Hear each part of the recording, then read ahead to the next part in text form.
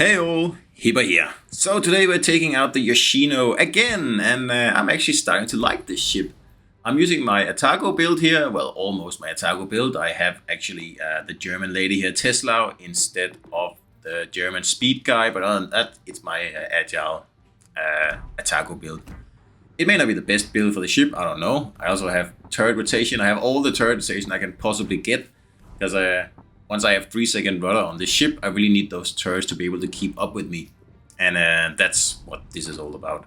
And of course, 20-kilometer torpedoes, spotter plane, and heels and sonar. Pretty standard there, nothing out of the ordinary.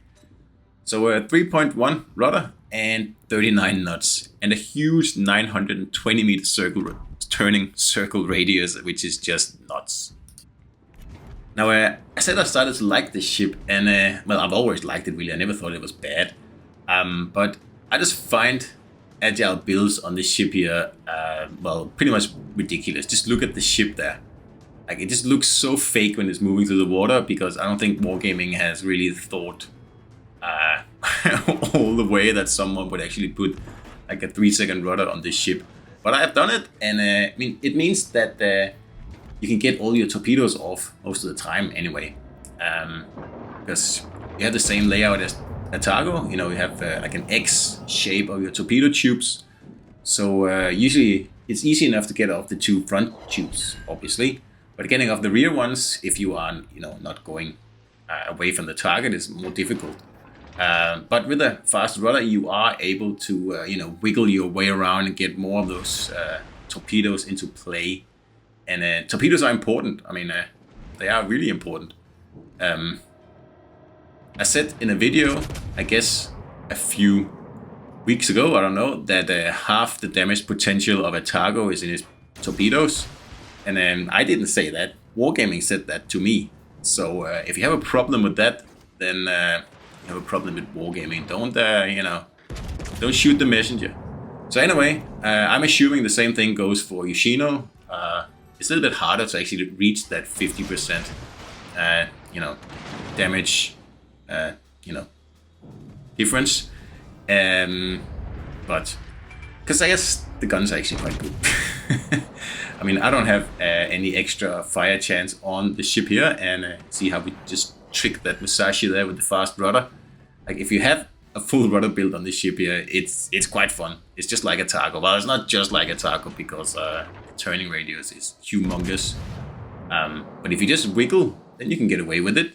But if you actually want to do a 180 turn or a 360 turn or anything like that, yeah, it's gonna take a while.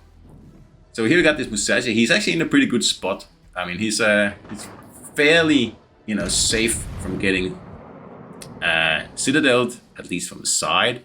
But I have my 20-kilometer torps, and I'm just sending them all into that tiny little fjord there where he's sitting, hoping to get a few hits.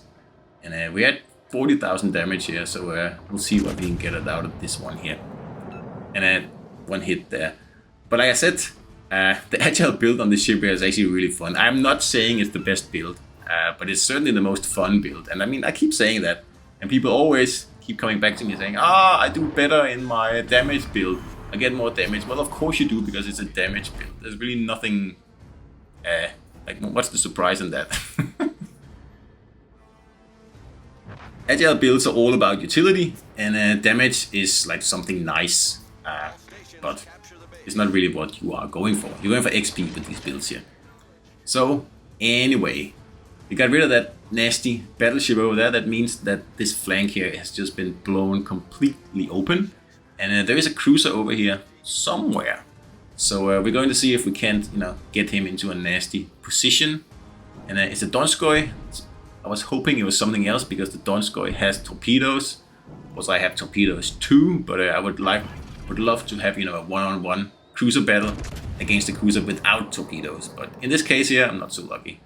So we get off all 3 guns, which you can do with an agile build, and then you just turn in.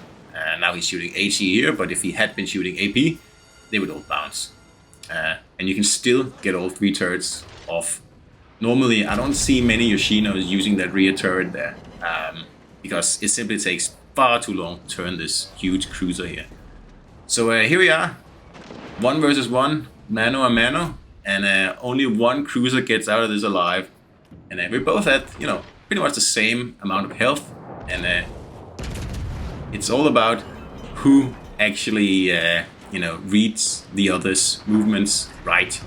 And because I have the fast rudder, I can set up this little trick here, where I do eat one torpedo, and if I was a little bit better, I wouldn't have eaten any. But that's what you can do in an agile Yoshino, and you certainly cannot do that in a more traditional build Yoshino. And it's even more fun when you're going against battleships, and you know, you get off those side torpedoes there, and you know, people realize, hey, this is not an Azuma, when it's just closing in on, you know, the enemies at 40 knots, and this huge ship here going 40 knots at you know, 3-second rudder. It's good fun. It's just like Alaska. Like, if you want to try something fun, well, maybe not fun, but different, then put an agile build on Alaska, and it also just creates a physics-defying ship that makes no sense.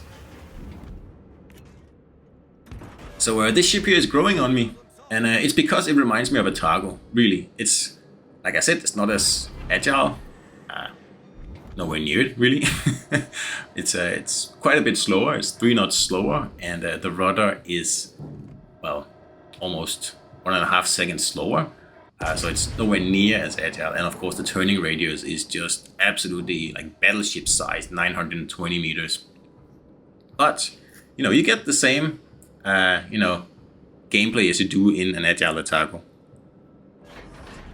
It's all about burning the enemies, using your well, your cruiser to its fullest potential, and Yoshino is a lot, well, not a lot, but a bit tankier than Atago is.